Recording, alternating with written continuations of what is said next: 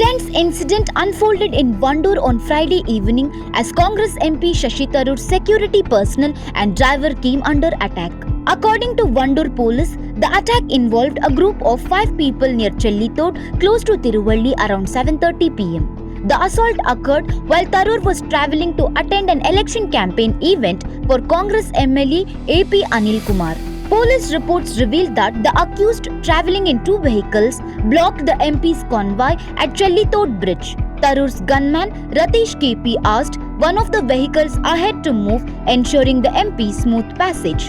That attempt reportedly led to an attack on both Ratish and Tharoor's driver. The road at the site was narrow, and the confrontation escalated quickly. One suspect was detained late Friday night, while the identities of the remaining 4 attackers have been established. Police say they will be apprehended soon. Meanwhile, MP Shashi Tharoor took to his social media handle X to inform the public that he was unharmed. He expressed gratitude for the messages and calls expressing concern over the incident, describing himself as truly touched. "I am well, and I was deeply touched. Thank you to all friends and well-wishers. We carried on undoubted yesterday and concluded to more events as planned.